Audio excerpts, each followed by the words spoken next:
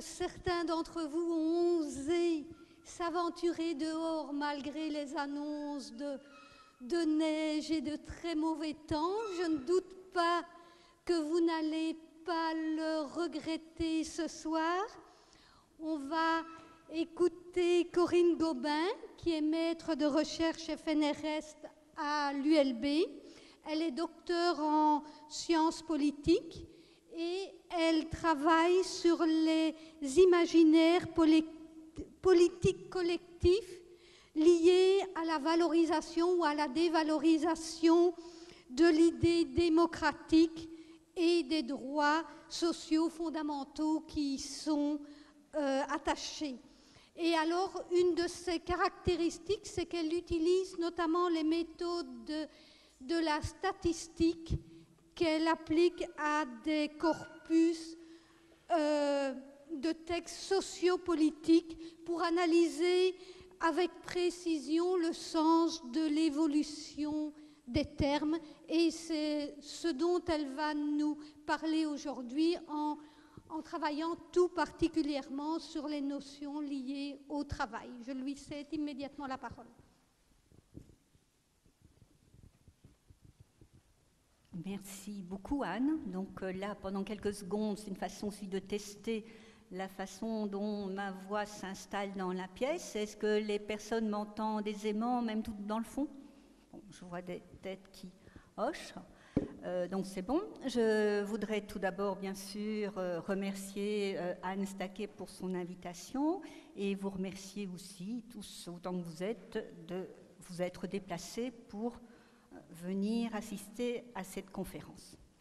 Alors, ça va me demander une gymnastique un peu particulière parce que je n'ai jamais encore eu l'habitude de ce type de micro et que celui qui a pensé à ce système pensait peut-être que les intellectuels désormais mettaient des lentilles et plus des lunettes. Donc, c'est un peu difficile à gérer entre les lunettes et j'espère de ne pas accrocher le support de ce micro. Donc, vous allez me voir sans arrêt gesticuler. Ça fera partie de la dynamique de cette conférence, étant donné que malheureusement, je deviens presbyte et donc régulièrement, j'ai besoin de me mettre les lunettes sur le nez. Bien. Alors, l'exposé que je vais faire ce soir va se structurer en 3 parties. Je vais d'abord faire une assez longue introduction où j'essaie d'expliquer en quoi et comment mes travaux peuvent sans problème s'installer dans ce cycle particulier qu'a mis en place Anne sur la manipulation, et la manipulation par le langage, par la langue. Dans un deuxième temps, je parlerai d'un imaginaire particulier qui pour moi avait été représentatif d'une époque, l'époque de 45-75, qui a représenté peut-être l'imaginaire de réalisation le plus démocratique que l'on ait vécu jusqu'à présent. Et puis, dans un troisième temps, plus longuement, j'essaierai de vous expliquer comment apparaît un nouvel imaginaire qui explique ce que c'est le travail et ce que sont les travailleurs dans cet imaginaire, et qui pour moi, je ne vais pas m'amuser à faire du suspense, qui pour moi, en fait, correspond à une dégradation profonde des valeurs démocratiques et de l'esprit démocratique. Donc, vous voyez tout de suite où je vais en venir à travers ce cheminement intellectuel que je vais vous proposer. Donc, tout d'abord, j'ai l'habitude donc de travailler sur ce que j'appelle l'imaginaire dominant ou l'imaginaire radical. J'entends par là, en fait, l'histoire la plus générale possible, que l'on se raconte collectivement pour expliquer ce que nous sommes, ce que nous faisons et pourquoi nous vivons en société. Si vous voulez, là, on est vraiment à un niveau macro-sociétal le plus haut possible. Hein. Je ne travaille pas sur de la microsociologie, je ne travaille pas sur une institution particulière ou sur une valeur particulière ou sur des types de discours particuliers. J'essaye, à travers les récits les plus généraux possibles, de retrouver les traces de cette histoire générale qui explique ce que nous sommes et pourquoi nous sommes ensemble, qu'est-ce que nous avons à faire ensemble quand nous essayons de faire société. Alors, comment est-ce que, en manipulant ce terme d'imaginaire radical ou d'imaginaire dominant, hein, donc d'imaginaire qui est tellement large et général qu'il prend très souvent la forme de ce que j'appellerais une métapensée, c'est-à-dire une pensée qui nous constitue, mais dont nous oublions en grande partie qu'elle est là. Hein, ça devient une pensée automatique, ça devient un cadre d'existence automatique dans lequel nous sommes insérés à travers tous les processus divers de socialisation depuis la petite enfance, et nous n'y pensons quasiment plus. Alors, ce travail sur ces imaginaires dominants, je dirais radicaux, je pense que ce qui est intéressant, c'est qu'ils sont justement devenus tellement inconscients, hein, que quelque part, nous nous manipulons nous-mêmes, étant donné que nous ne souvenons plus, ou du moins que très partiellement, que finalement ce ne sont que des histoires, et des histoires collectives, et que nous avons la capacité collective de modifier ces histoires. Et pour toute une série de raisons, nous nous installons dedans, même si cela nous fait souffrir, et finalement nous nous adhérons, même si ces histoires globales nous font souffrir. Donc je me place un peu sur la métaphore du maître et de l'esclave, hein, pour qu'il y ait un rapport de domination, pour qu'il y ait un rapport de manipulation. Encore faut-il que la partie manipulée, la partie dominée, accepte et adhère à cette manipulation et à cette domination. Alors, quand on a l'habitude, tout le monde a l'habitude d'avoir vécu d'une manière ou d'une autre dans un petit collectif ou un plus grand collectif, hein, nous sommes des êtres sociaux, donc nécessairement, dès notre plus tendre enfance, nous nous insérons dans des collectifs, que ce soit la famille d'abord, puis les collectifs de l'école, les classes, puis les milieux de travail. Nous voyons tout de suite que de nombreux conflits éclatent. Et que pour qu'une société arrive à fonctionner, hein, il faut mettre en place des processus d'entente, hein, qui à la fois essaient de tempérer les conflits et aussi trouvent des moyens de réglementer et de réguler ces conflits. Mais la notion de conflit est inhérente au fonctionnement de la société. Ainsi que, pour que cette société existe malgré ces conflits, est inhérent l'obligation de mettre en place des processus d'entente. Et pour moi, effectivement, pour qu'une société se fasse, il faut qu'au départ, qu'il y ait une histoire, une narration commune qui nous explique de manière très claire ce que nous sommes, ce que nous faisons, c'est quoi le pouvoir, comment fonctionne le pouvoir face à nous. Hein. Cette narration commune, cet imaginaire dominant, cet imaginaire radical, tel que je l'appelle, est vraiment préalable à toute chose, est préalable à l'existence des institutions et de la société. On pourrait dire, hein, c'est un clin d'œil, je suis athée par ailleurs, mais on pourrait dire au commencement était le verbe, parce qu'effectivement, pour instituer une société, il faut cette narration collective. Les anthropologues le savent bien. La première chose qu'ils font quand ils essayent de comprendre le fonctionnement d'une société, entre guillemets, étrangère par rapport aux sociétés desquels ils sont issus, ils partent à la recherche de ces narrations collectives, en essayant de trouver les anciens qui savent encore et qui savent expliquer qui ils sont, d'où ils sont nés, d'où cette société a émergé et pourquoi. Alors, ce processus d'explication générale, originelle, pour ma part, je l'appelle une cosmogonie sociale. Donc, et c'est sur cela que j'ai essayé de me concentrer dans mes travaux universitaires. Donc, finalement, toute institution, pour se fonder et pour fonctionner, a besoin d'une histoire qui explique ce qu'elle est, ce qu'elle représente, et cette histoire particulière est ancrée, est articulée avec une histoire plus générale, plus globale, sur notre rôle sociétal, notre sens commun, notre destin commun. Dès lors, effectivement, le sens des institutions et les histoires qu'on se raconte pour intégrer ces institutions varient nécessairement dans le temps. Donc il y a toute une série d'institutions qui subsistent, la monnaie, par exemple, le mariage, par exemple.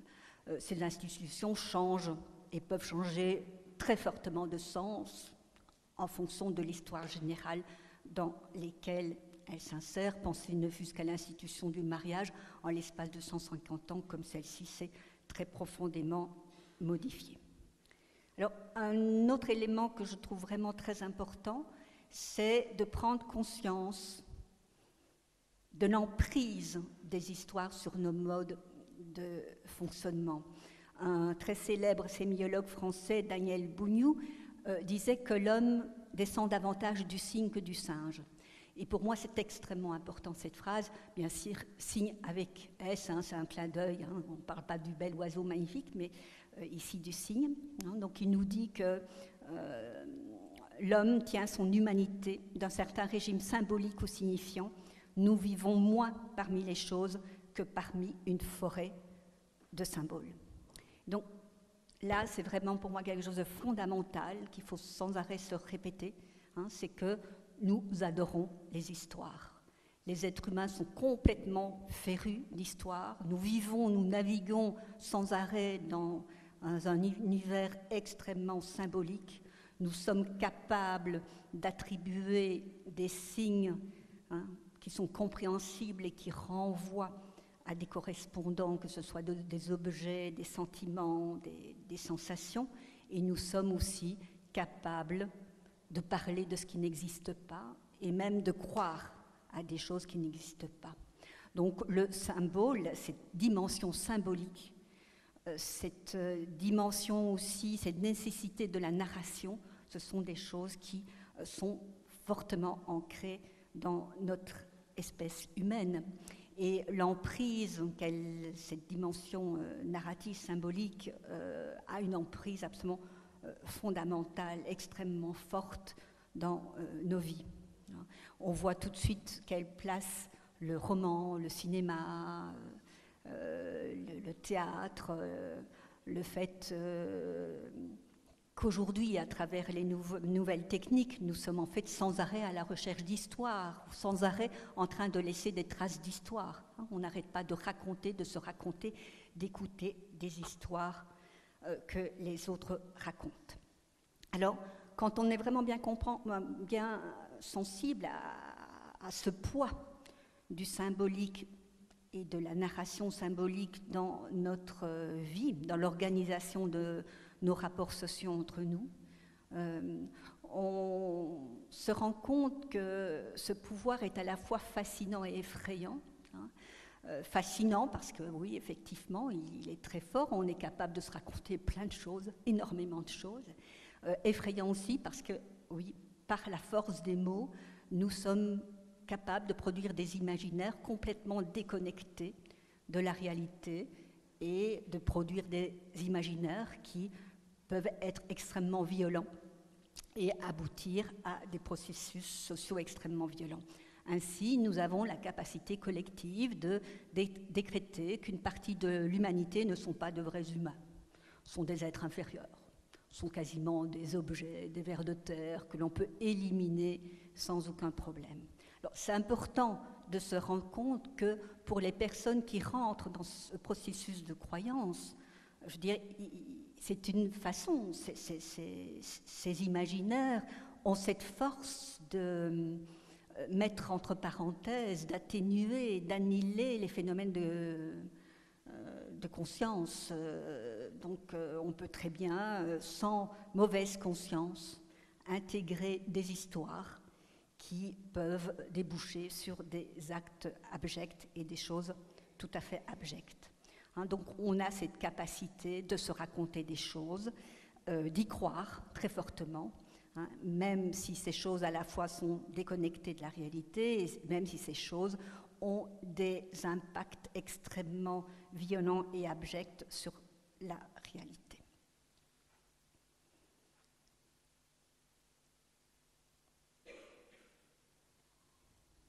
Alors, si je souligne ces processus d'imaginaire collectif qui ont fait énormément de tort dans la manière dont on s'explique contre une autre partie de l'humanité, que ce soit à travers le fascisme, le nazisme, des processus de génocide divers, il y a aussi cette faculté, il ne faut pas l'oublier, il y a aussi cette faculté d'utopie, cette faculté de se raconter de belles histoires et d'essayer de les réaliser, des histoires où nous essayons de nous apprendre les uns les autres à faire une société dans le respect et la dignité et la reconnaissance de l'autre comme un égal.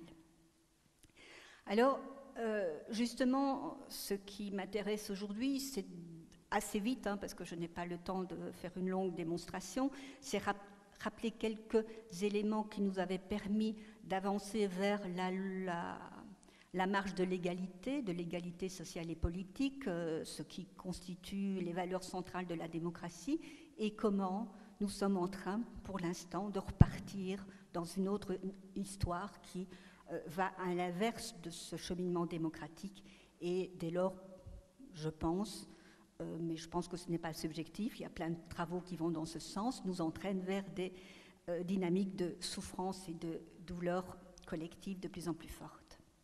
Alors, comment est-ce que je travaille ? Très vite, une petite parenthèse. Donc, Anne vous a expliqué que je faisais de la statistique lexicale, donc pas seulement, mais c'est un peu la base de mes travaux. Je travaille sur des grands corpus de textes, donc je récolte des textes de politique générale sur 60, 70 ans, et je vois comment les réseaux lexicaux bougent, changent, et à travers ces réseaux lexicaux, comment les mots et les représentations de la société évolue.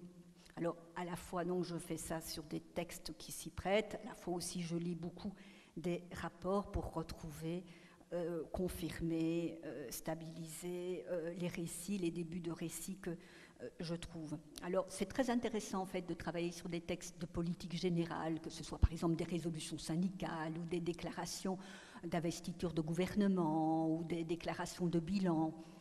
Pourquoi ? Parce que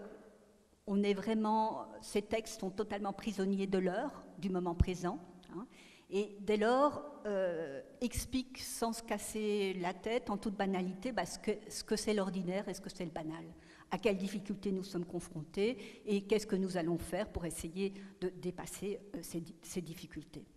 Et c'est lorsque nous prenons un peu de distance par le temps, lorsque nous mettons en fait tous ces textes ordinaires ensemble pour constituer un corpus, un grand ensemble, on se rend compte que ce qui nous paraissait en 1950 très banal et très ordinaire, quand on les revoit avec nos regards, par exemple, des années 90, en fait, ce sont des choses vraiment très, très, très spécifiques. On voit qu'il y a eu effectivement un effet de temps et que toute une série de choses ont bougé dans nos conception de ce que nous sommes, de ce que le pouvoir politique est et de ce que nous voulons, vers quoi nous allons. Donc voilà un peu comment je procède. Donc à la fois c'est intéressant d'observer qu'il y a toute une série, en travaillant dans le temps, il y a toute une série de mots qui disparaissent, il y a toute une série de nouveaux termes qui apparaissent, et il y a aussi, ce qui est peut-être le plus intéressant, des mots qui restent là, tout aussi importants, mais dont le sens va être modifié parce qu'ils vont être entourés d'un autre réseau de mots.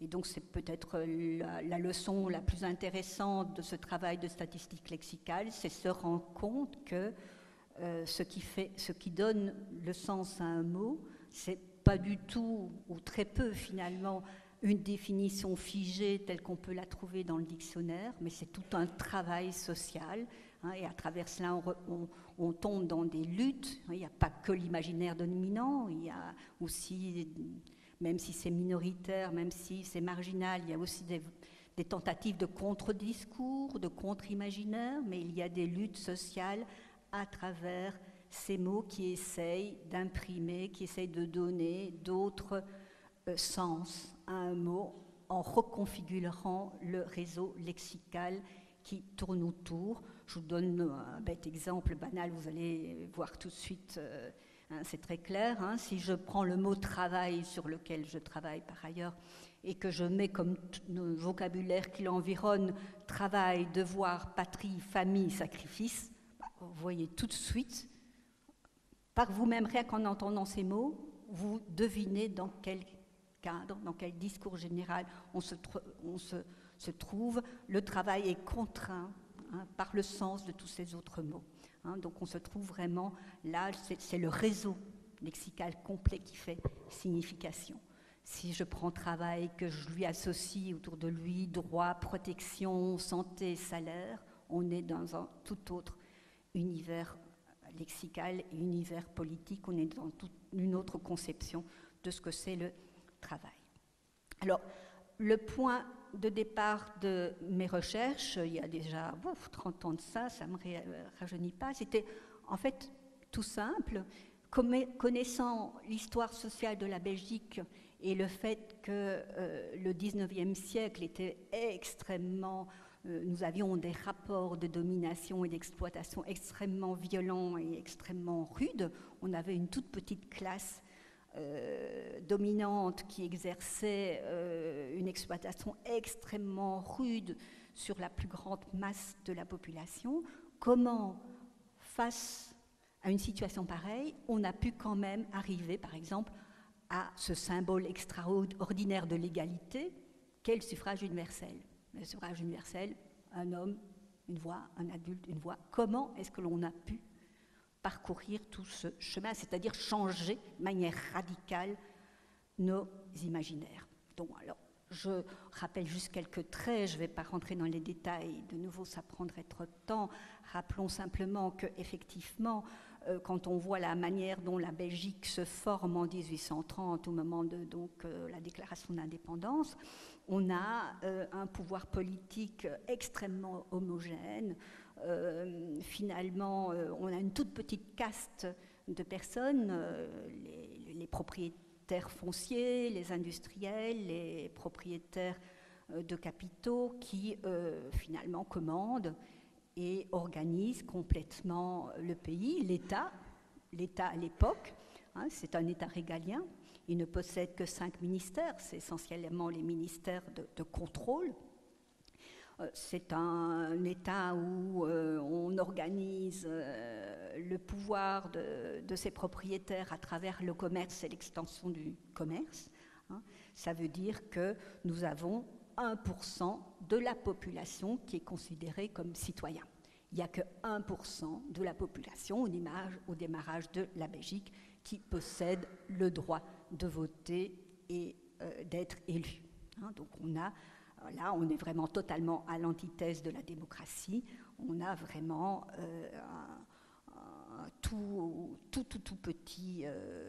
une toute petite caste qui possède un énorme pouvoir.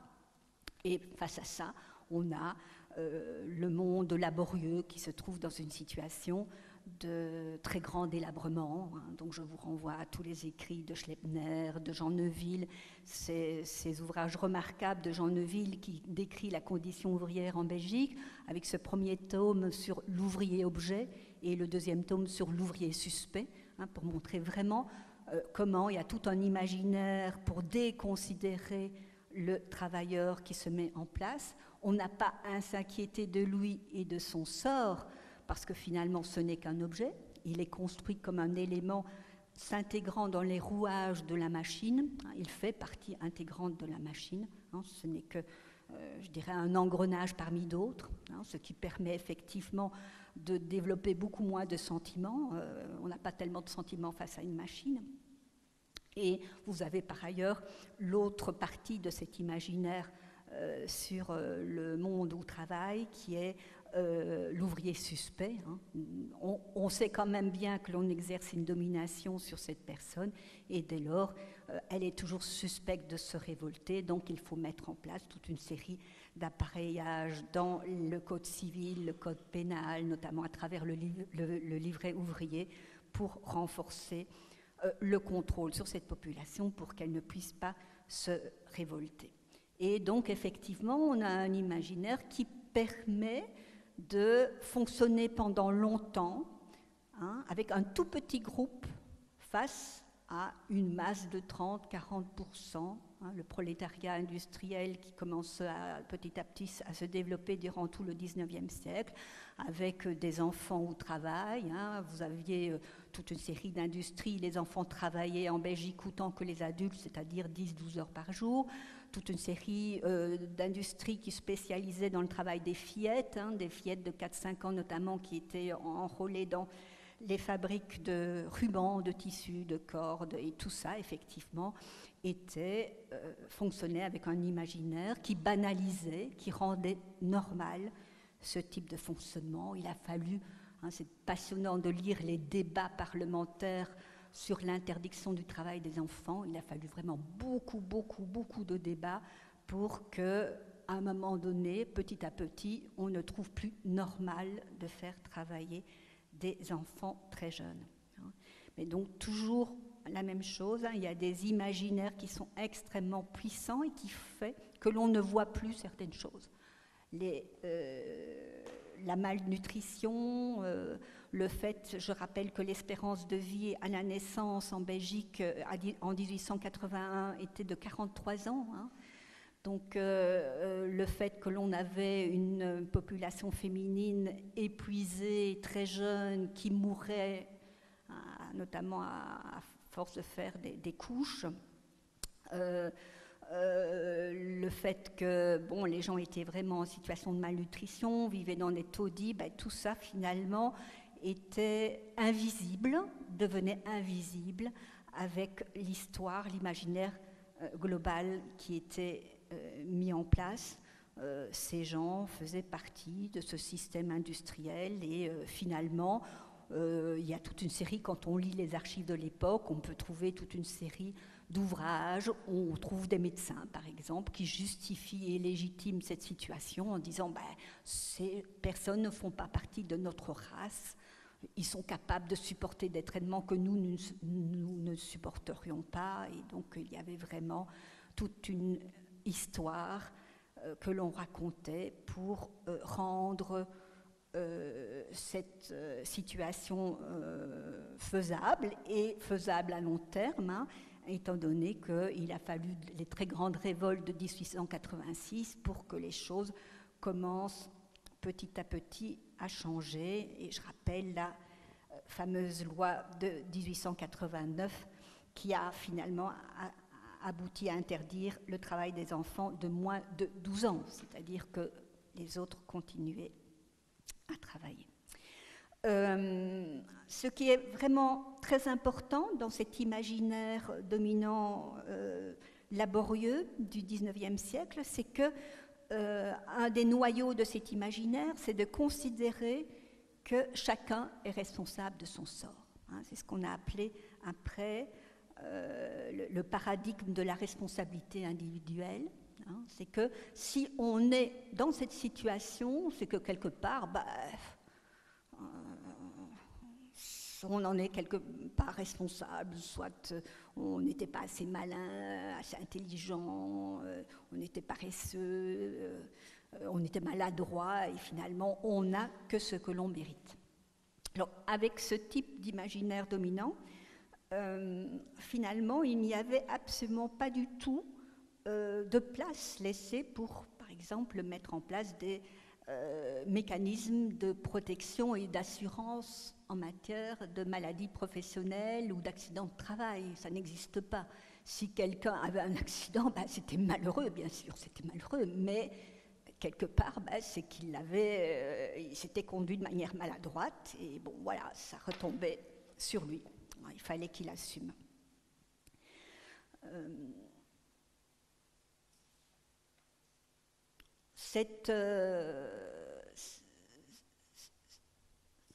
Pour pouvoir modifier ce poids de cet imaginaire, bien sûr, ce qu'on connaît le plus, et c'est absolument central, c'est important, c'est bien sûr toutes les mobilisations sociales, toutes les luttes sociales, politiques, syndicales, pour essayer d'apporter d'autres valeurs et faire en sorte que l'ensemble de cette masse prolétaire soit identifiée à des humains et non plus à des machines ou à des êtres inférieurs. Mais ce que l'on connaît moins, c'est tout le travail qui va être fait par la sociologie.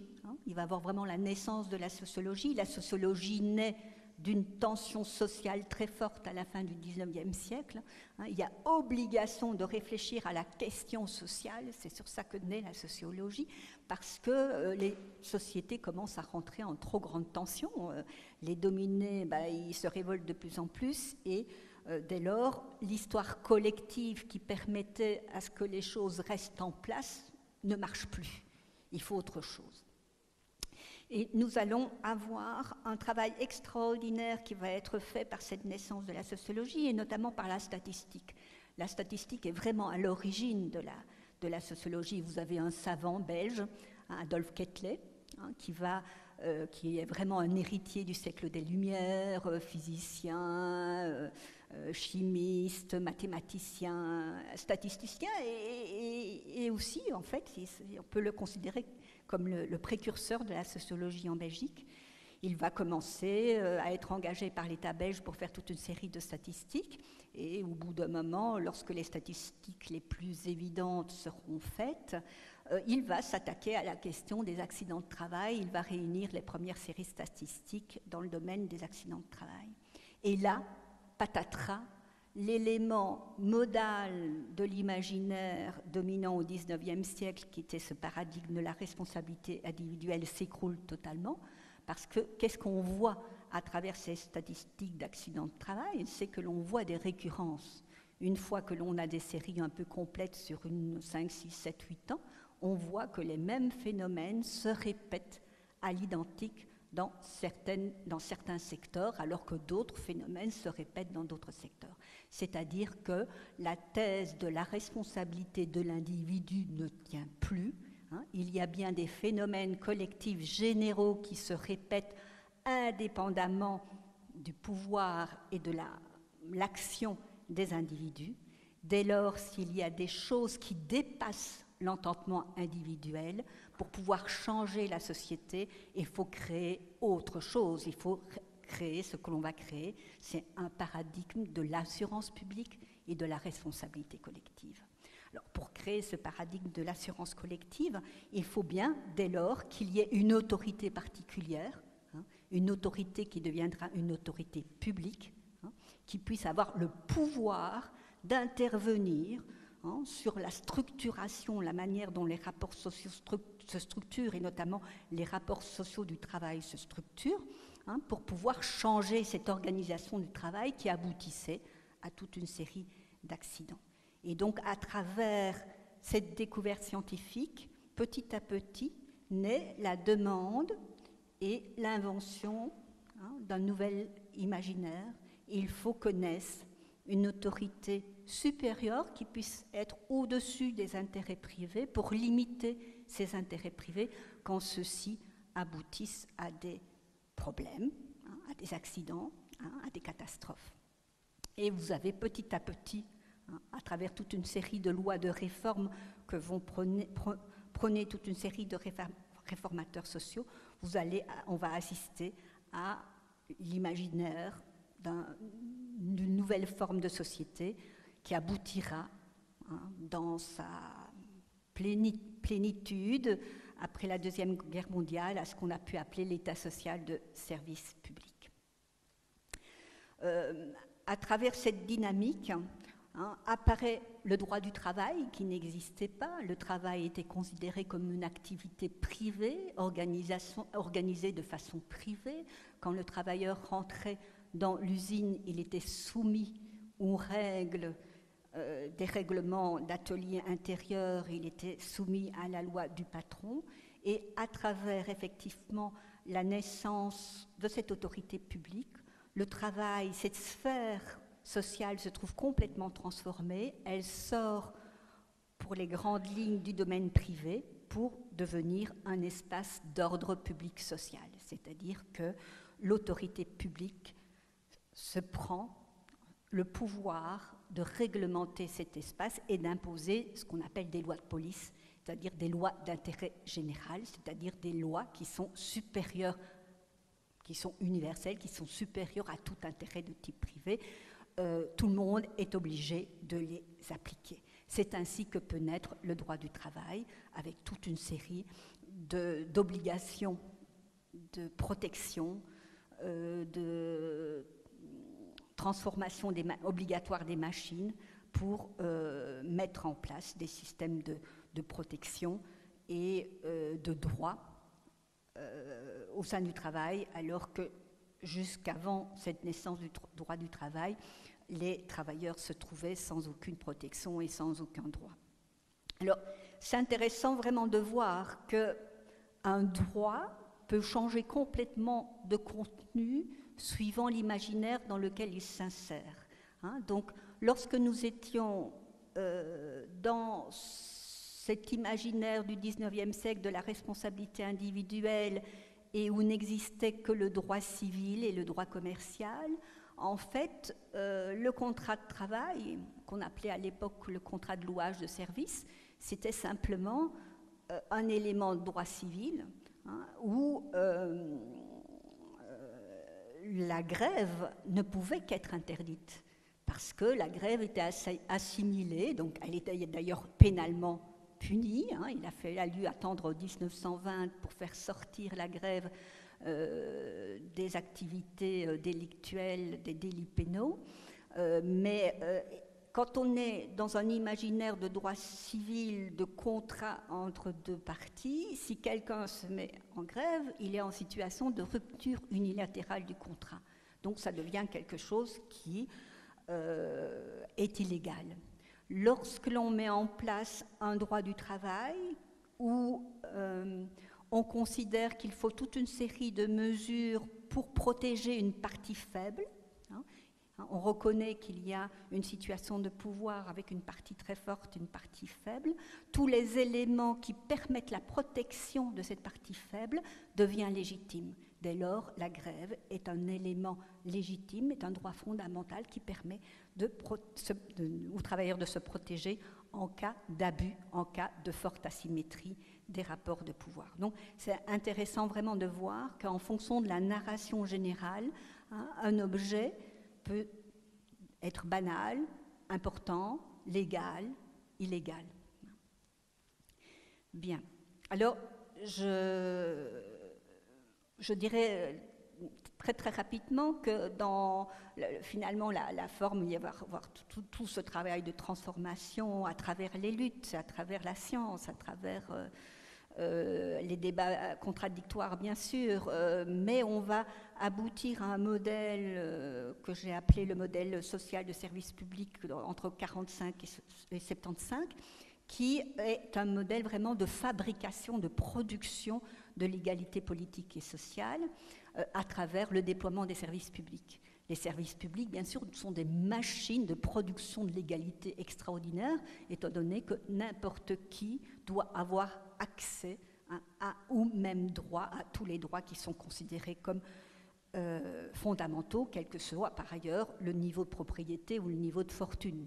Tous les enfants ont le droit à l'école, tout le monde a le droit à la santé. Donc on a à travers cette institution toute cette narration collective qui nous construit les uns les autres comme étant des égaux, des personnes de même valeur, des personnes qui doivent être considérées, d'être prises en considération. Maintenant, on est tellement habitué à cela que ça nous paraît tout à fait normal. Mais imaginons qu'on peut très vite perdre cela et qu'on peut très bien, dans une autre histoire, être vraiment considérés comme des quasi-riens. N'oublions jamais cela, parce que c'est malheureusement cela qui est en train de se passer. Alors, dans cette construction, donc, comment on en est arrivé à travers toutes ces transformations, cette narration générale, à les deux grands éléments centraux, nodaux de la narration démocratique en Europe occidentale. Je ne vais reprendre que ces deux éléments-là, mais c'est vraiment central. L'existence d'un État considéré comme une puissance publique qui défend l'intérêt général de la population. C'est l'intérêt général qui prime de la population, qui prime sur tous les intérêts privés. Et le rôle des États, c'est de mettre en place des politiques de développement de la société afin d'élever les conditions de vie et les conditions de travail. C'est tout le vocabulaire que l'on peut trouver dans l'après-45 et qui, par exemple, aussi accompagne l'institution de la sécurité sociale. Donc, il y a cette figure et cette narration autour de cet État producteur d'égalité par le service public, par la redistribution fiscale, tous les éléments, toutes les institutions qui l'entourent. Il y a aussi le deuxième élément, le deuxième acteur clé de ces dimensions démocratiques, c'est bien sûr chaque adulte. 1948, enfin, la femme est enfin considérée comme une pleine adulte. Il a fallu du temps. Dans ce système, les pleins adultes sont à la fois des adultes à qui on attribue des droits politiques et des droits sociaux. Quelque part, il y a une double force démocratique. Il y a toute une série de droits sociaux fondamentaux liés au travail. Ils sont représentés, les adultes sont représentés syndicalement. Les adultes citoyens sont représentés au Parlement. Donc à la fois on est un citoyen qui possède toute une série de droits politiques et un producteur qui est au cœur de la fabrication de la société à travers toute la machine productive. Donc toute cette histoire, voyez, un peu repenser à toute cette valorisation du travail et du travailleur comme producteur. Il y avait des connotations assez machistes, on pourra y revenir, quand on voit tout le réalisme social des années 50-60 avec les muscles des travailleurs mis bien en avant, notamment tout le thème de la prévoyance sociale, je n'oublierai jamais, là, avec le bouclier, l'homme fort, et puis la femme qui, en dessous, se fait protéger. Bon, oui, mais ce qui est important, c'est que les personnes qui sont au travail, non seulement sont considérées comme centrales dans la fabrication de la société, mais aussi tellement centrales qu'ils ont le pouvoir en tant que producteurs d'exercer la solidarité. Et la solidarité, à travers la sécurité sociale, se crée à l'égard de toute une série de personnes qui ne sont pas au travail. Handicapés, malades, les adolescents qui ont le droit à l'instruction. Et donc c'est intéressant dans ce modèle de voir que le travail, on choisit, on pourra discuter de cette notion de choix, mais il y a une population active qui travaille. Ça veut dire que s'il y a une population active, c'est qu'il est légitime aussi qu'il y ait une population qui ne travaille pas. Les deux éléments fonctionnent ensemble. Alors maintenant, je passe à la troisième partie de l'intervention, qui est de voir comment, petit à petit, tout cet imaginaire démocratique où l'adulte, du moins l'adulte au travail, était vraiment un acteur central parce qu'il était producteur de la société. En tant que producteur, on est au centre de la production de la richesse, c'est-à-dire qu'on a droit à des droits et non pas à de la charité. Donc comment on est passé de cette image forte de l'acteur travailleur à ce que l'on connaît aujourd'hui. Pour moi, il y a eu vraiment un élément central qui nous a fait basculer dans une toute autre narration, et cet élément s'est passé vers 1975. Quand on regarde dans les textes de plusieurs de nos pays d'Europe occidentale, cette date de 1975 est vraiment assez capitale et se retrouve un peu dans tous les contextes nationaux. Alors, qu'est-ce qui va se passer? Eh bien, une nouvelle narration se met en place en disant toute cette richesse sociale, toute cette égalité sociale à travers les services publics, toute cette marche vers une amélioration constante, une élévation constante des niveaux de vie et des droits du travail ne peuvent plus fonctionner. On doit arrêter ça parce que, en fait, nous sommes dans une situation de pénurie de ressources. Il n'y a plus assez d'argent. On ne peut plus être généreux, comme si quelque part quelqu'un était généreux par rapport à d'autres, alors que bon, c'était pas ça ce qui se passait. C'est qu'on utilisait la richesse d'une certaine manière pour produire de l'égalité. Donc, comme il n'y a plus assez de richesse produite, eh bien, il faut que l'on réorganise complètement la société.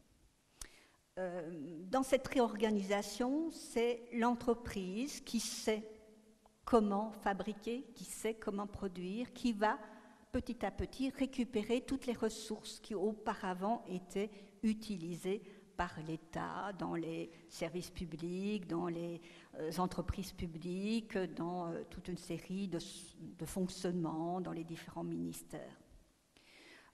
Et donc, petit à petit, se met en place un renversement vraiment radicalement inverse de ce que l'on entendait alors. Quand on regardait les discours des années 50, 60, des débuts 70, par exemple, dans les grands organismes internationaux autour de l'ONU, l'OMS, l'UNICEF, l'UNESCO, le modèle de ce qui se faisait de mieux, c'était vraiment publier des statistiques des États pour essayer d'avoir la part de budget la plus élevée possible dans les soins de santé, la part de budget la plus élevée possible dans la lutte contre l'analphabétisme, la part du budget public la plus élevée possible pour l'ensemble de l'enseignement et de l'éducation. Donc tout ce qui était considéré comme modèle, petit à petit, va être transformé, et donc la narration qui va être faite, c'est que non, au contraire, c'est très très problématique. Tout cela devient des coûts, tout cela devient des charges, tout cela devient une déperdition extraordinaire de ressources qui se raréfient. Si les ressources se raréfient, il faut apprendre à les utiliser avec modération, il faut surtout les réorienter vers là où ce sera le plus utile. Et donc la narration qui se met en place, c'est que le nouvel intérêt général, ça va être mobilisé, ça va relever d'un autre acteur, ce ne sera plus l'État, ce sera l'entreprise. C'est l'entreprise qui, elle, va savoir comment faire pour développer la société. Alors bien sûr, cette nouvelle narration va avoir un effet phénoménalement fort sur la façon dont on considère le travail et les travailleurs. Le travailleur n'est plus le producteur de la richesse, c'est l'entreprise qui produit la richesse. Si le travailleur n'est plus le producteur de la richesse, qu'est-ce qu'il devient alors? Il devient un coût, il devient une charge. Et qu'est-ce qu'on fait face à un coût et une charge? On essaie de le diminuer, c'est logique. En bon père de famille, quand on a des coûts, on essaie de les diminuer. Alors, non seulement on essaye de diminuer les coûts, mais pourquoi pas? On peut aussi raisonner différemment. Lorsqu'on a aussi des charges ou des coûts, on essaye aussi de s'en débarrasser.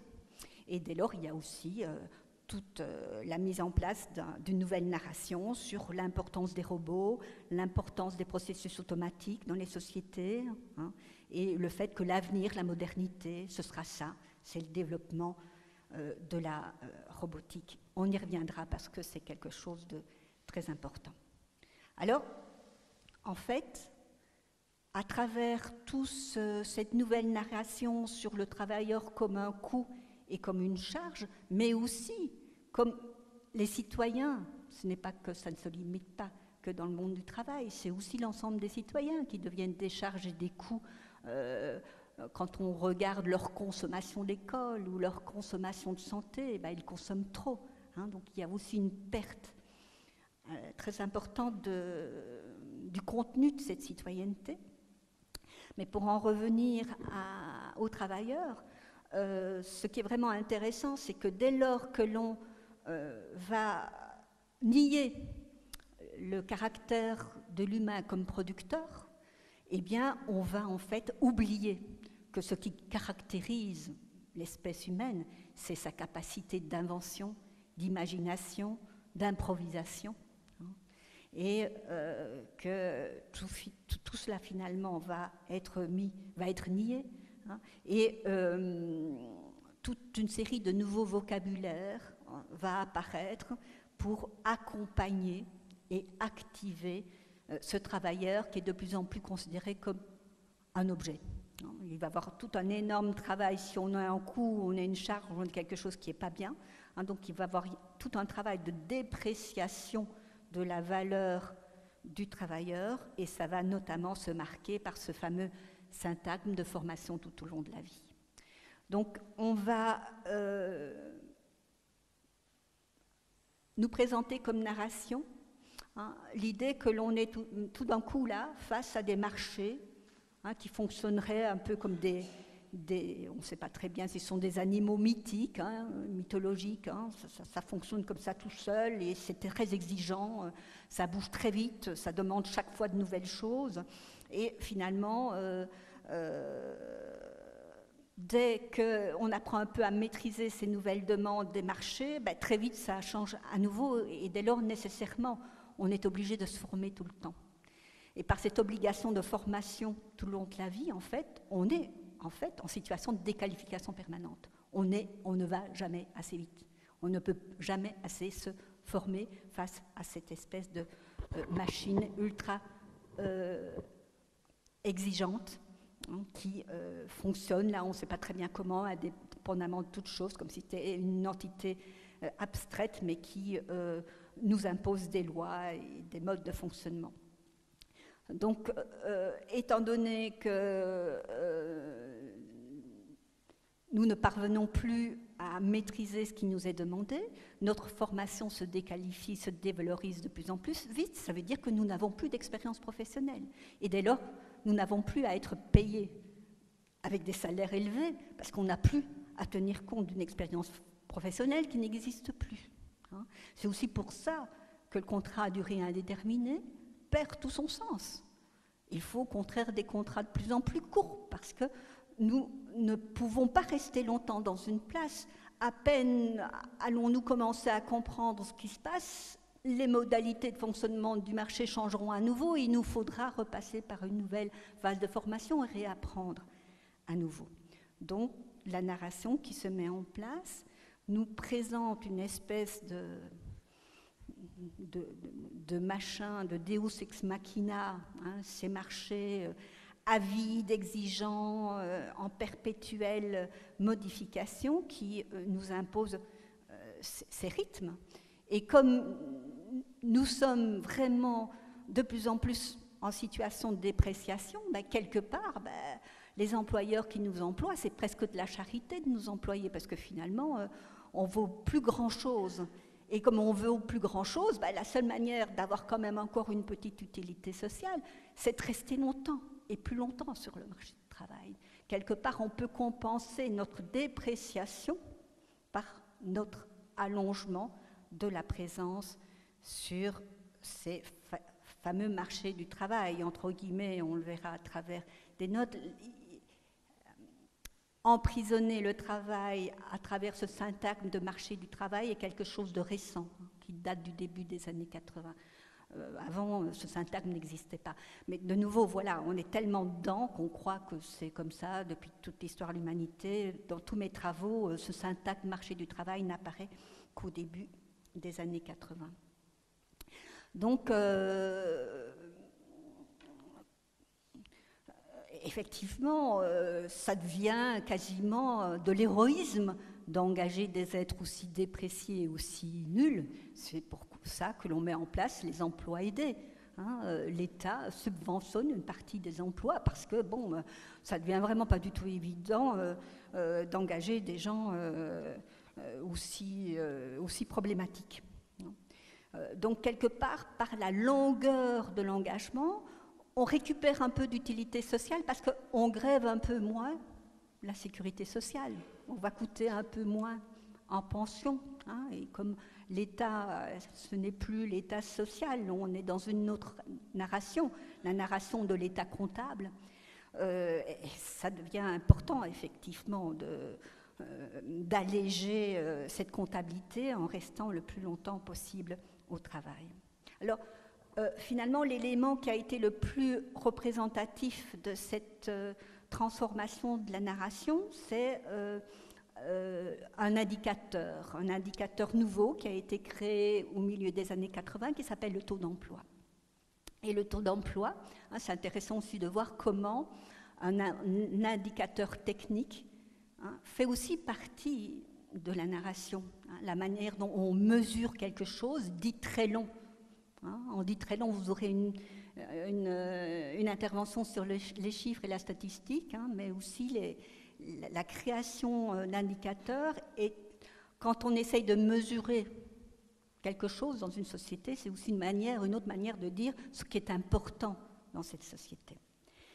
Et effectivement, il va y avoir quelque chose de très important qui va se passer dans cette nouvelle narration à travers le taux d'emploi, c'est qu'on va complètement transformer l'imaginaire antérieur, qu'il y avait une population active, c'est-à-dire qu'il y avait aussi toute une population qui était légitimement hors travail. On va dire, ben non, c'est vraiment plus comme ça. Si on manque de ressources, si on est en pleine pénurie, il faut au contraire qu'un maximum de personnes travaillent.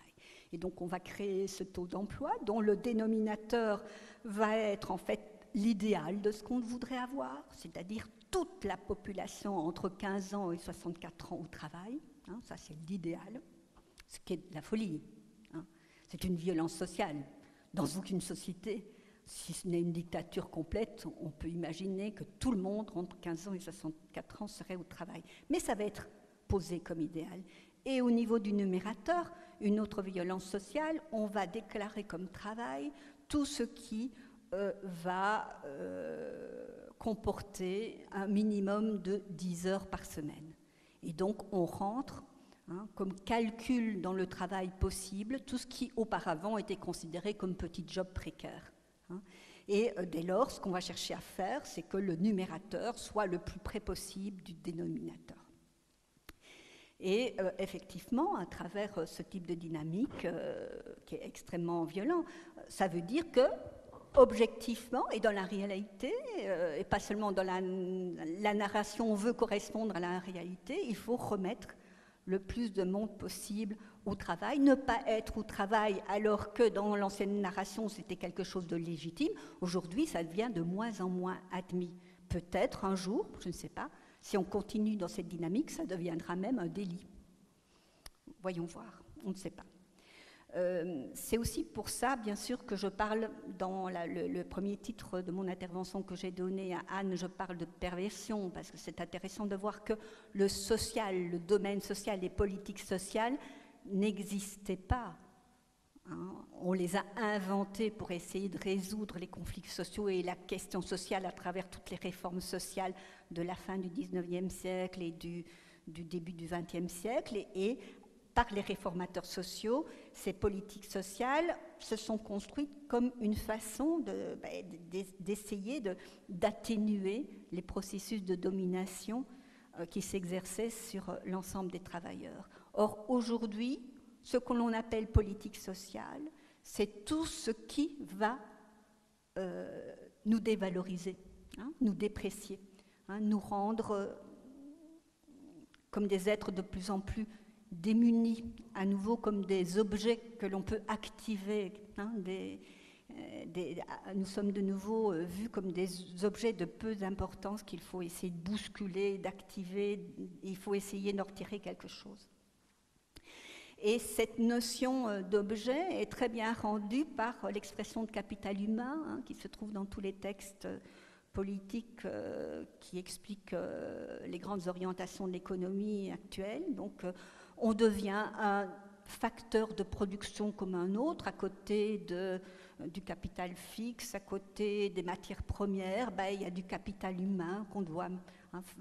On essaye de trouver quelle est la recette la plus rentable en mettant tous ces différents éléments en place et donc en déplaçant ceci par rapport à cela, un petit peu de capital fixe, un peu moins de capital humain, un peu moins de matières premières pour essayer de trouver la formule la plus rentable.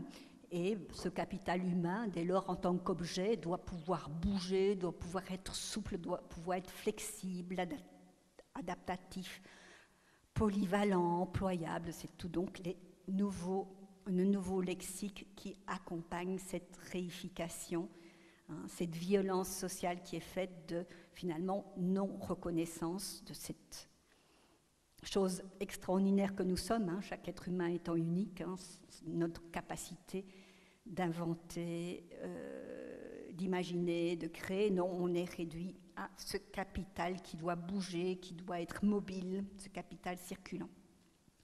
Alors, ça se marque, c'est toute cette dévalorisation du collectif salarial se marque aussi par et cette réification, alors que nous étions vraiment construits au cœur de la production sociale comme les producteurs, tous les objets modernes, les avions, les trains, les métros, tout ça venait de nos industries extraordinaires, la production de l'acier, tout. Non, maintenant on est vraiment réduit à en fait des populations cibles problématiques. Donc quand on essaye j'ai travaillé notamment beaucoup sur un corpus de textes qui est les grandes orientations de politique économique, qui sont produits au niveau européen pour expliquer à chaque État comment transformer son économie. Le mot travailleur disparaît, ce qui apparaît, c'est personnes, population. En fait, on devient des objets administratifs qu'il faut essayer de gérer et problématiques. On est construit comme problématique, on est construit comme déprécié. Et dès lors, on a des longues listes de catégories et il faut chaque fois s'occuper d'une catégorie. Les jeunes sont construits, c'est une violence extraordinaire. On n'a jamais eu des jeunes aussi bien formés de toute l'histoire de l'humanité. Et les jeunes sont présentés et sont construits comme des catégories, des populations cibles spécifiques qu'il va falloir insérer d'une telle manière au travail, en bien sûr ne les payant pas pendant un certain temps d'essai. Et donc, toute une série d'inventions sociales vont, au niveau de l'organisation du travail, vont être mis en place pour soi-disant compenser le fait que chacune de ces catégories a son handicap et est embarrassante. Il y a les travailleurs qui ont plus de 50 ans, les travailleurs qui ont moins de 20 ans, il y a les femmes qui posent plein d'autres problèmes, elles peuvent avoir des enfants, c'est compliqué pour l'organisation du travail. Chacun est enfermé dans cette petite catégorie problématique. Alors, je voudrais attirer l'attention sur le fait que cette dépréciation devient tellement forte que de plus en plus, on voit se diffuser quelque chose que je trouve effrayant. Certains peuvent trouver ça drôle, mais je peux vous assurer que c'est assez effrayant. C'est qu'au fur et à mesure que nous ne sommes plus reconnus comme étant les producteurs de la signification sociale, les êtres humains, c'est nous qui donnons sens à la société. Au fur et à mesure que nous ne sommes plus reconnus comme étant à l'origine du sens et de la signification, ce sont les objets qui sont de plus en plus présentés comme intelligents. Je ne sais pas si vous voyez autour de vous, mais c'est smart par-ci, smart par-là, mais ce n'est pas nous qui sommes smart. C'est les frigos, c'est les voitures, c'est les GSM, c'est les tablettes, même les villes, mais c'est plus nous. Ça, je crois que c'est très, très important de s'en rendre compte, parce que dans le fantasme d'une société automatisée qui existe bien, et avec le développement de plus en plus important de robots, il y a peut-être l'idée que la partie la plus intelligente et intéressante du travail, ce sera plus nous qui allons la faire, hein, et on sera limité à faire les choses idiotes et routinières. Donc on sera vraiment arrivé à une espèce de négation des particularités et de la beauté de l'espèce humaine.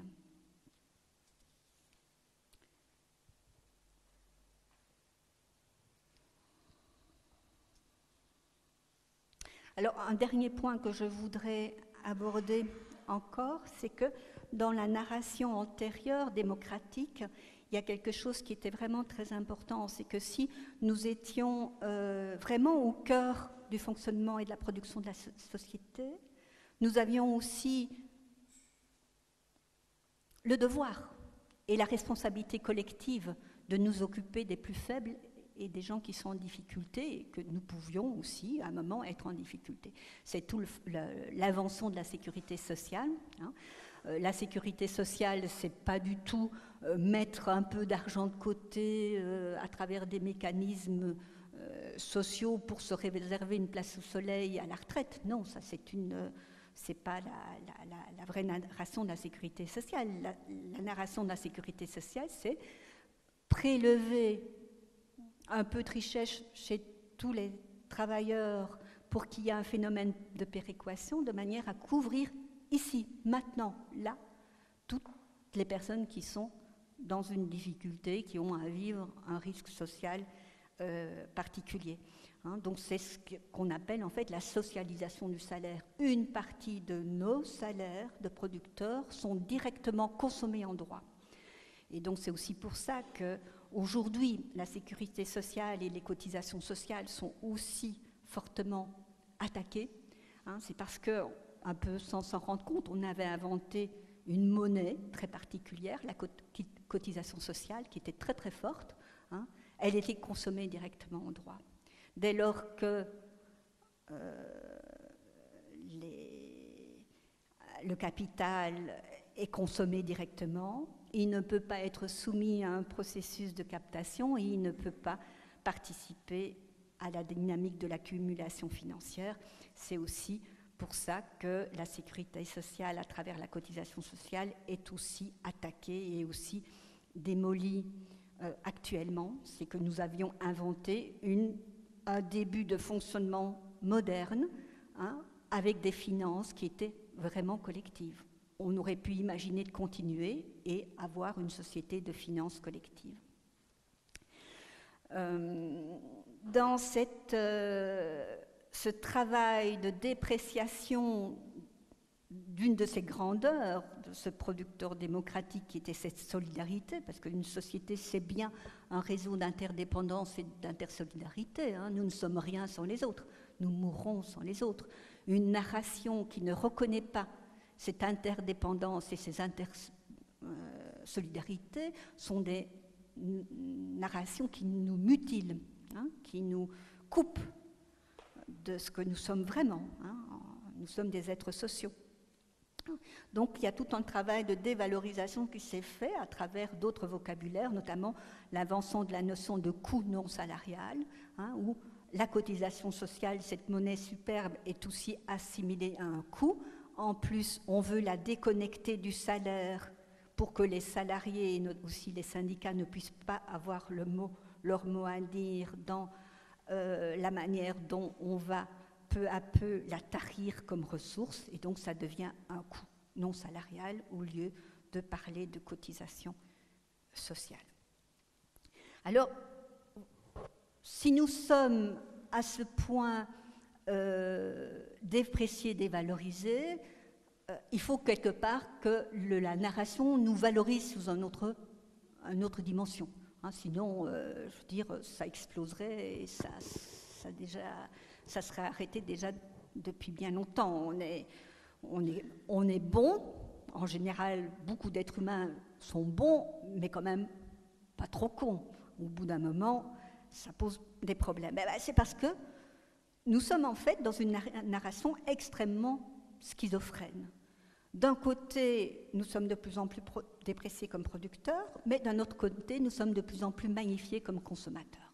C'est toute la narration du consommateur roi. On nous fait des produits de plus en plus sur mesure et des services de plus en plus sur mesure.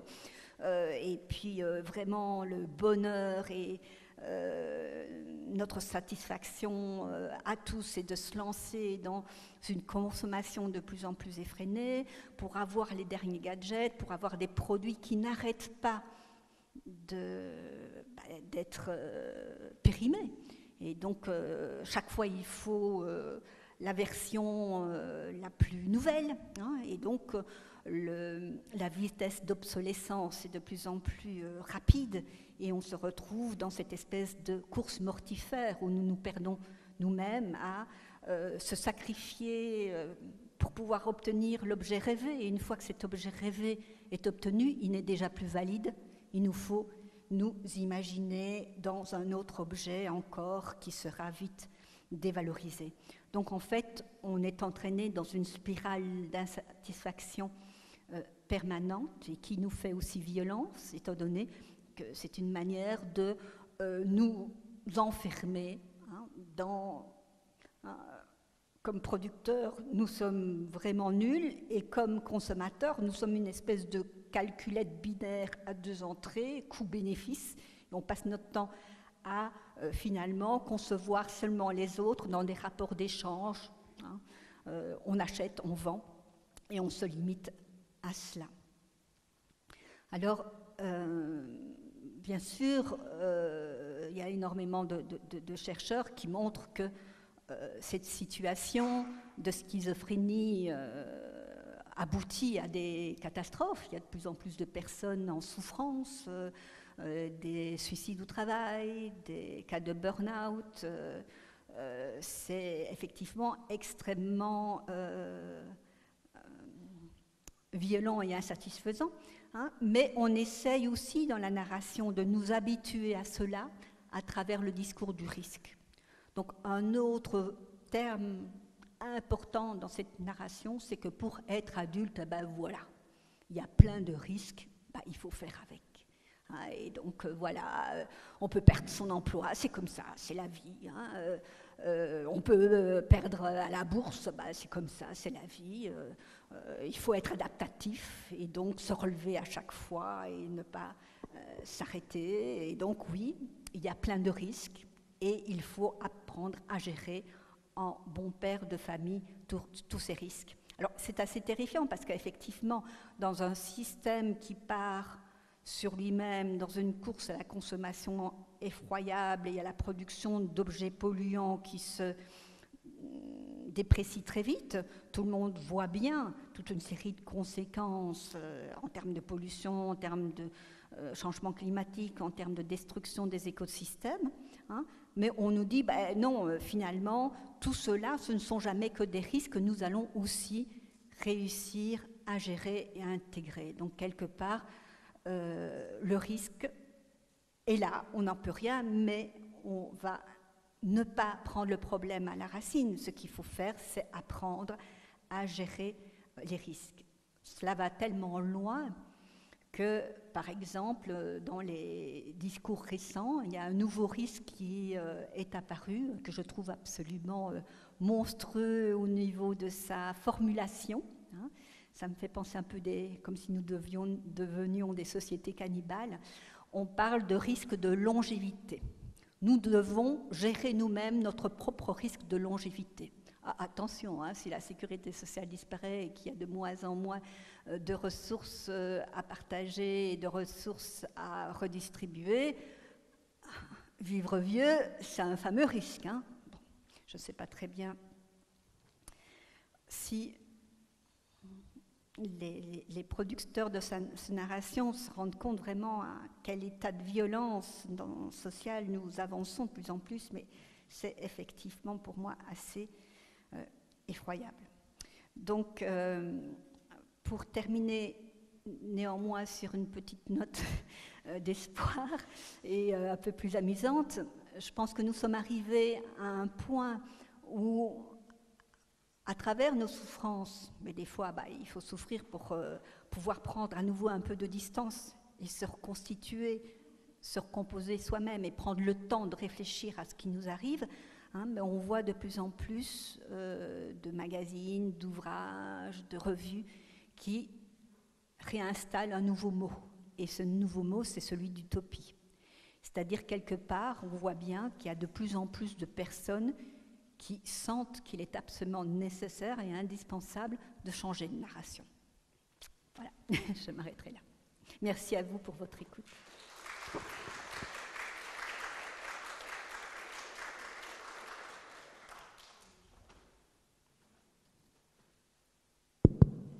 Je remercie Corinne Gobin de nous avoir raconté une histoire qui intègre toute une série d'histoires et qui montre leur évolution et en même temps tout ce que ça va impliquer dans la transformation de l'imaginaire et de nos vies. Je vous invite immédiatement à intervenir, à poser une question.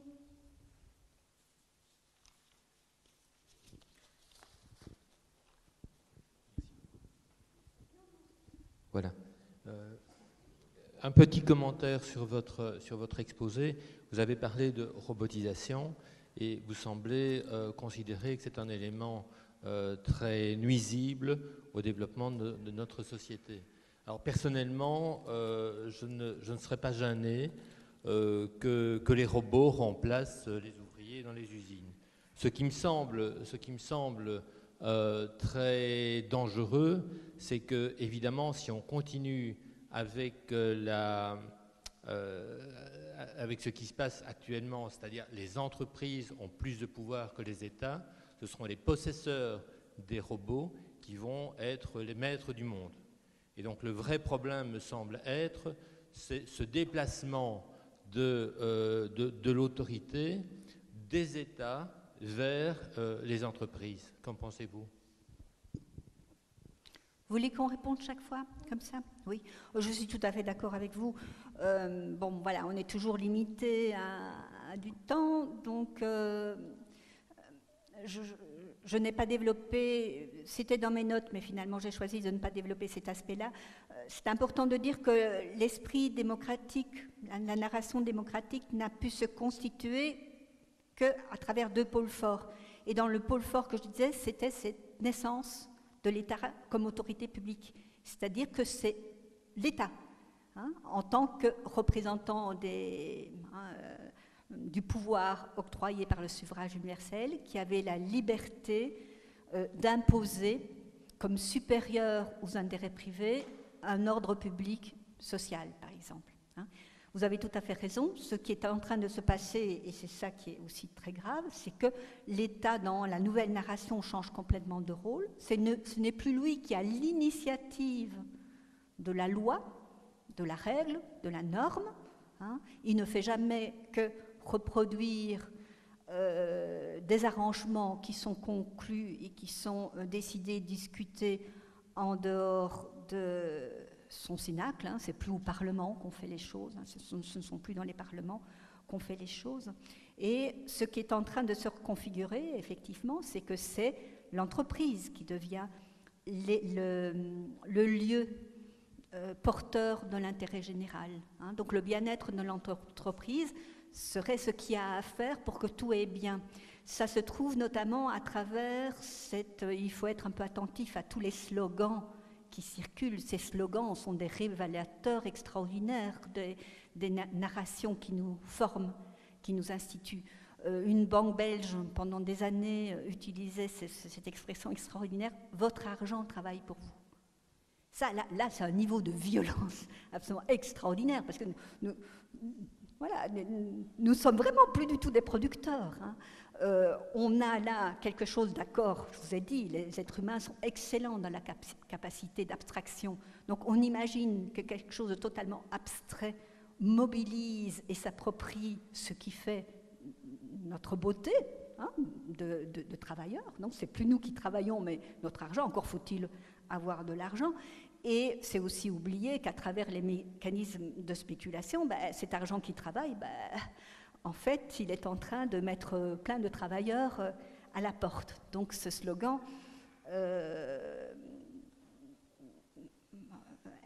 est absolument terrifiant, hein, parce qu'il nous fait perdre notre origine de producteur et il nous fait oublier qu'en fait, les mécanismes de rémunération des intérêts du capital actuel se font de manière à ce qu'ils soient de plus en plus privatisés. Et donc, il y a une part de plus en plus énorme de la richesse collective produite collectivement qui est de moins en moins soumise à la délibération collective pour savoir ce que nous en faisons. Effectivement, quand des entreprises ou des individus possèdent plus qu'un État,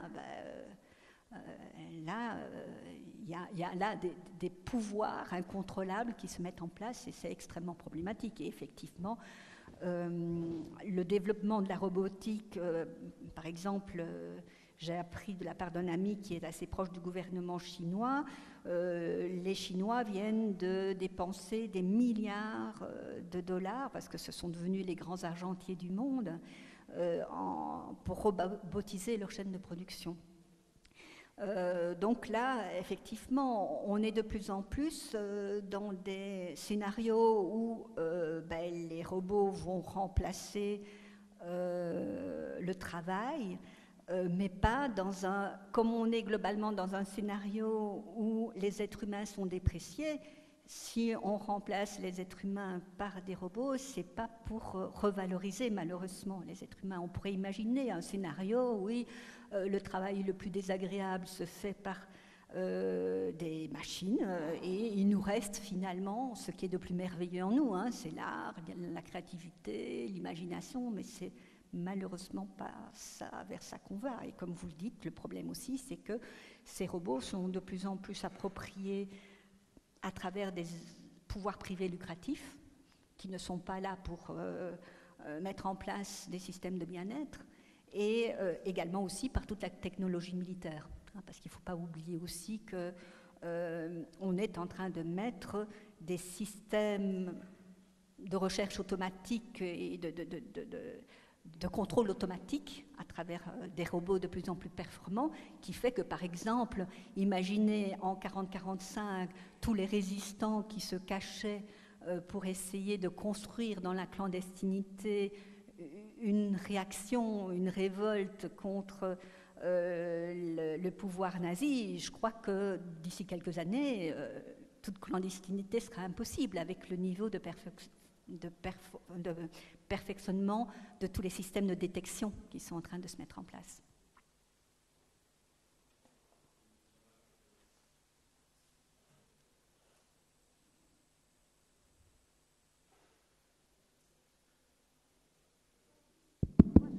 Voilà, merci.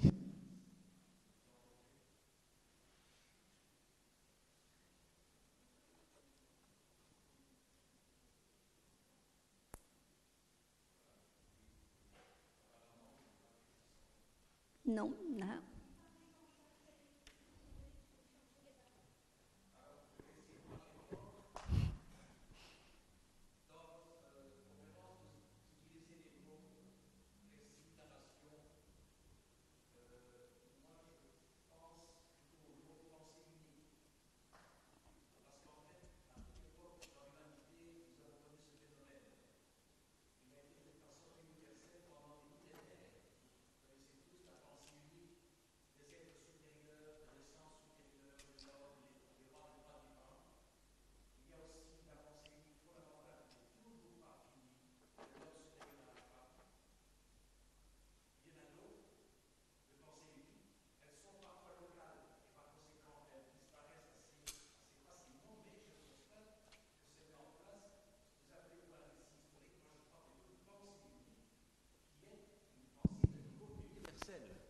C'est-à-dire en fait la pensée du marché libre, tout puissant, qui n'est plus lié à un endroit dans le monde et qui est redevenu, comme l'esclavage l'a été à un moment donné faut quand même pas oublier que l'esclavage ne s'est terminé pratiquement qu'à la fin du XXe siècle en Mauritanie, et encore de façon officielle, car il y a toujours pratiquement au point de vue numérique autant d'esclaves qu'il y en avait il y a quelques siècles dans les faits.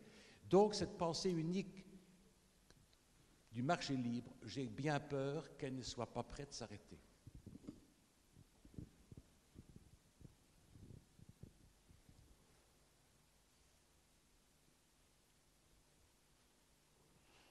Oui, oui. Oui, ça c'est une question de choix de mots. Ce qui est intéressant, bon, c'est important de parler d'histoire. Hein. Quand je parle d'histoire de narration, c'est parce que finalement, nous pouvons collectivement décider de changer l'histoire. Parler d'histoire nous rend aussi la possibilité de dire ce n'est qu'une histoire, nous pouvons aussi la transformer, nous pouvons la modifier. Je parle aussi donc d'imaginaire pour dire qu'il y a quelque chose de plus primaire que simplement les doctrines politiques. Et d'ailleurs, les doctrines politiques sont en train de disparaître. Hein. Pour laisser place à ce que vous parlez, oui, je veux bien parler de pensée unique, je préfère le terme d'imaginaire. Peu importe, chacun un peu sa formation, mais ce qui était intéressant dans une société politique, c'est qu'il était légitime d'avoir des projets de société différents en conflit, en compétition. On n'est plus là, hein, on n'en est plus là. Hein. Donc, avec le développement d'une nouvelle imaginaire, hein, on a quelque part dépassé la légitimation de la démocratie. Nous avons maintenant des experts mondiaux qui nous définissent les meilleures manières de fonctionner, qui nous disent qu'ils peuvent comprendre le marché et ses besoins. Oui, on a créé le marché comme une espèce d'objet externe en dehors du social et de ses institutions que seuls quelques grands prêtres peuvent essayer de deviner les mouvements et les sautes d'humeur. Hein, c'est devenu un peu le nouveau Dieu orageux. Et quand on est dans une société politique, on a la possibilité de débattre et de pouvoir poser comme légitime un autre mode, un autre mode de pensée et une autre narration. Avec le développement, pour moi, on a déjà changé de régime, on n'est plus en démocratie. Donc le mode politique, en tant que politologue, je considère que nous sommes dans un régime de type technocratique, autoritaire. Technocratique parce que le pouvoir, hein, technokratos, le pouvoir, il est du fait de l'exercice des experts. Et les experts, nécessairement, il ne peut y avoir que de meilleurs experts. Pour qu'un pouvoir soit fort et excellent, il faut qu'il mobilise les meilleurs experts. Et si on est un bon expert, on ne peut pas se tromper.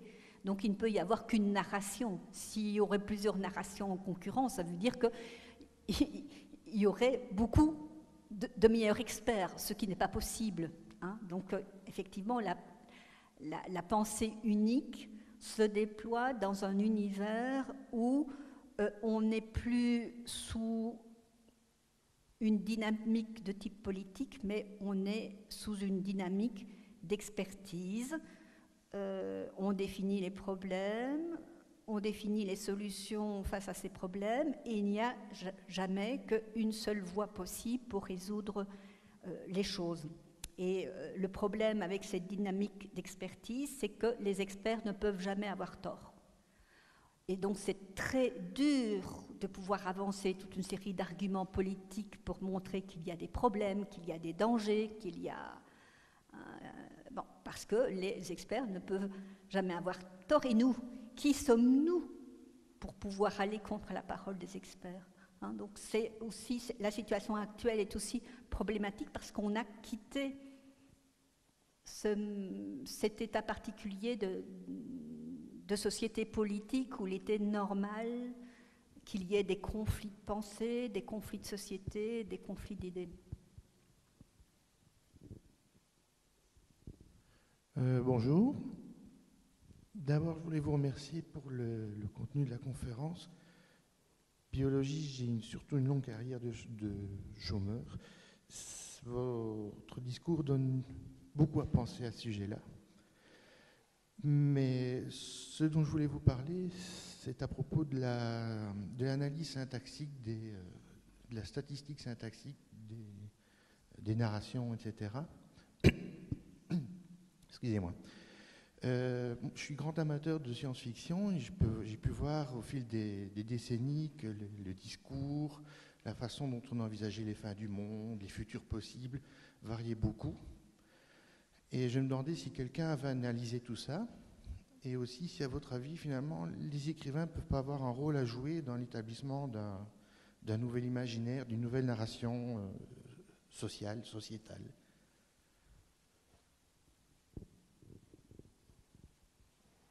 Oui, il y a plusieurs types de science-fiction, mais il y a une branche de la science-fiction qui est plutôt de la science-fiction politique, qui est assez passionnante, effectivement. Je pense que ce sont des auteurs qui sont peut-être, qui parviennent peut-être à prendre un peu plus de distance face aux narrations dans lesquelles nous naviguons et qui parviennent à percevoir les dangers des grandes tendances vers lesquelles on va. Et effectivement, je veux dire, c'est vraiment passionnant. On ne peut que se remettre sans arrêt en tête Big Brother avec toutes les 1984, il aura fallu qu'on arrive plutôt à 2020, mais finalement ça s'est réalisé avec toutes les possibilités de contrôle qu'il peut y avoir, ou lorsque l'on est en train de naviguer sur Internet parce qu'on a eu le malheur de passer par un site quelconque, à un moment donné, on va se retrouver bombardé de 40 000 incitations à consommer telle et telle chose. Donc ça nous fait vraiment penser à des choses qui nous avaient été annoncées il y a déjà bien longtemps. Je me souviens toujours d'une nouvelle de Cadix, Philippe Cadix, qui est aussi formidable, et ça va bientôt, c'est en train d'être testé. L'idée, c'est que les cartes bancaires coûtent vraiment beaucoup trop cher, donc on est en train déjà de tester dans plusieurs pays auprès des VIP, c'est toujours les vedettes qui donnent le ton de ce que le commun fera par la suite, mais l'introduction de petites puces directement sous la peau, donc c'est beaucoup plus facile, on débite directement son compte bancaire en passant devant les objets que l'on veut consommer. Et donc là, dans l'univers de Cadix, il était dans une maison intelligente, il n'était plus intelligent. Effectivement, absolument tous les objets étaient liés directement à son compte bancaire, et on voyait qu'au fur et à mesure que ce compte diminuait, en fait, il y avait de plus en plus de choses qui devenaient inaccessibles. Il ne parvenait plus à ouvrir à son frigo, il n'avait plus accès à son électricité, son chauffage s'arrêtait. Et puis, quand tout devenait impossible à vivre, dans cet appartement, il a voulu partir, mais bon, il n'y avait même plus assez d'argent pour ouvrir la porte. Donc, c'est intéressant, effectivement. Les écrits de science-fiction sont plus que jamais fondamentaux pour oser soulever toutes les grandes questions du siècle, mais malheureusement, non. Je ne connais pas d'études qui auraient mis en place, qui auraient créé un corpus d'études de romans de science-fiction pour voir un peu quels étaient les différents scénarios qui seraient décrits. Mais bon, par ailleurs, je vais dire, dans la société de la réflexion sur le web, sur la toile, il y a par ailleurs plein de scénarios qui se développent. Je veux dire, il y a quand même heureusement, quand même beaucoup de personnes qui s'inquiètent très très très fort des avancées, de nouvelles techniques automatiques de plus en plus hors contrôle du commun des mortels, mais de plus en plus appropriées par des militaires ou par des grandes firmes internationales. Je voudrais vous demander qu'est-ce qui a causé ou permis le basculement de la narration en 1975 ? Ça, c'est 1975, l'année où tout était possible. Écoutez, dans la manière dont on nous raconte la transformation sociétale, c'est déjà une narration complètement... toujours, il faut se méfier des histoires officielles. Hein.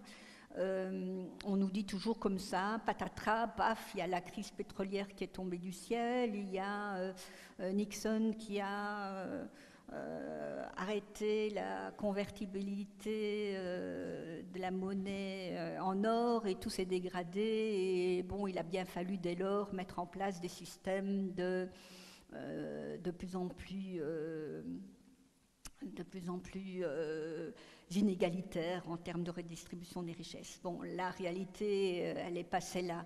Il faut vraiment se rendre compte de ce que ça a été les années entre 65 et 74.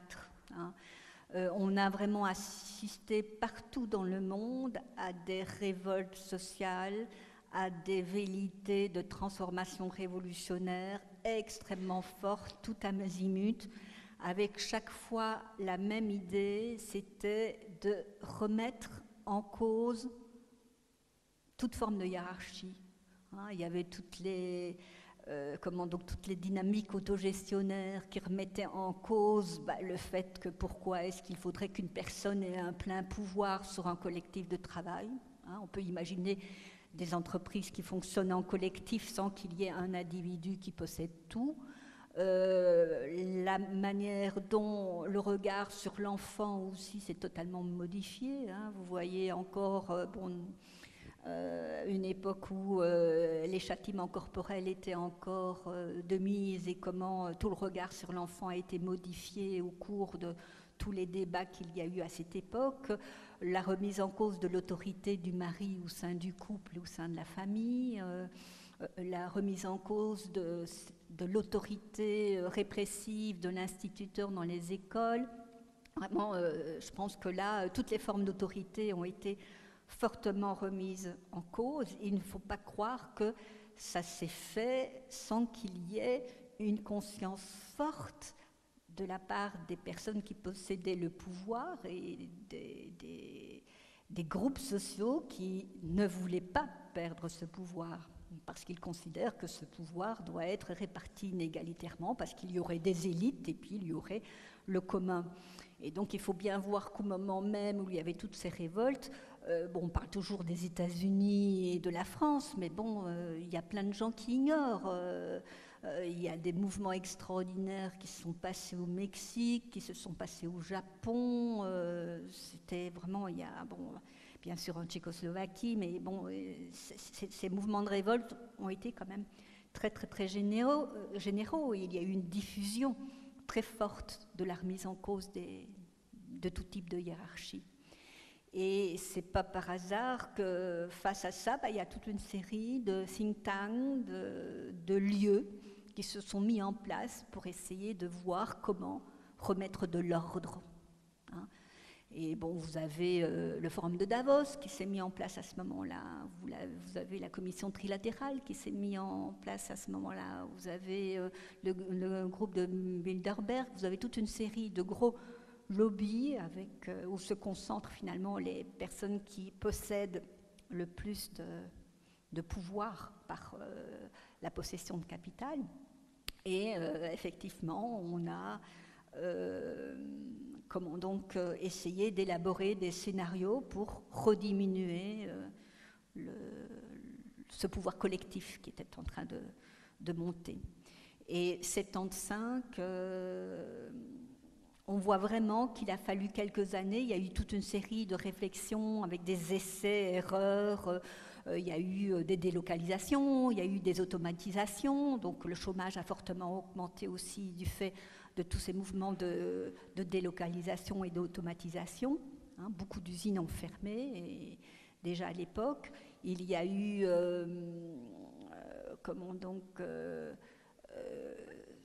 des processus internes de négociation aussi, parce que les syndicats, les travailleurs étaient très remontés, donc les syndicats essayaient de transformer ces contestations en augmentation salariale. Donc quand on regarde ces années-là, c'est les années où les salaires ont tellement augmenté que dans certaines industries, comme dans la sidérurgie en Europe occidentale, les salaires ont mangé tous les gains de productivité en 1975. Hein. Donc, il n'y avait plus eu à rémunérer les actionnaires de la sidérurgie en 1975. Et quand on retrouve les archives patronales de l'époque, on voit vraiment qu'il y a cette prise de conscience que les États, qui étaient plutôt des gouvernements social-démocrates à l'époque, répondaient à la contestation sociale par des avancées en termes de socialisation des ressources. Donc on avait des programmes, notamment le programme de Willy Brandt en RFA, on avait des programmes qui répondaient à l'insatisfaction sociale par le développement d'infrastructures sociales, culturelles, sportives, donc en fait, et par le développement de nouveaux droits de protection sociale et de sécurité sociale. Et donc, on était vraiment à la croisée des chemins. Soit cette poussée anti-autoritaire, en fait, allait vers une socialisation de plus en plus forte de la richesse, c'est-à-dire que cette richesse collective servait à faire fonctionner la société, mais alors ne partait plus dans les réseaux privés de la rente, soit il fallait trouver un système pour casser cette dynamique et réintroduire des possibilités de ponction de la rente, et c'est ce qui s'est passé. Donc on était vraiment au croisement, parce que quand on voit le poids de la fonction publique, des services publics, de la sécurité sociale, plus de 60% des richesses dans les grands États de l'époque étaient en fait socialisées. C'est-à-dire que les dynamiques financières d'accumulation de la rente du capital étaient en train de devenir minoritaires, 40 face à 60. Et on pouvait aller beaucoup plus loin. On avait inventé la cotisation sociale, on aurait pu inventer la cotisation économique, par exemple, pour investir et pour gérer collectivement l'investissement. Donc il y avait moyen d'aller plus loin, et bof, voilà, 75, c'est un coup de sifflet, la récréation est finie, réapprenez à devenir des êtres sans de grandes valeurs. Malheureusement, certaines personnes me font signe qu'ils doivent s'en aller, prendre un train, etc. Donc on va s'en tenir là, où vous pouvez éventuellement de manière privée, soit par mail, soit directement ici, poser vos questions. Je remercie encore très vivement Corinne Gobin pour son intervention. Je vous invite jeudi ici à 19h pour venir écouter Robert Vincent Joule, l'auteur du petit traité de manipulation à l'usage des honnêtes gens. Je vous conseille de réserver pour cette conférence. Par ailleurs, dans 15 jours, on écoutera dans ce cycle Jean-Jacques Drousbeck qui va nous montrer comment la manipulation peut s'effectuer au moyen des chiffres. Et lundi prochain, ce sera David Furdos qui, dans le cycle sur l'homosexualité, va nous parler de la situation dans l'Antiquité. Voilà. Oui, justement, en fait, je me rends compte que j'ai oublié de projeter toute une série de choses avec des extraits qui illustrent tout ce que je viens de dire. Donc, si ça vous intéresse, vous envoyez un petit mot à Anne et je transmettrai alors le petit PowerPoint. Voilà.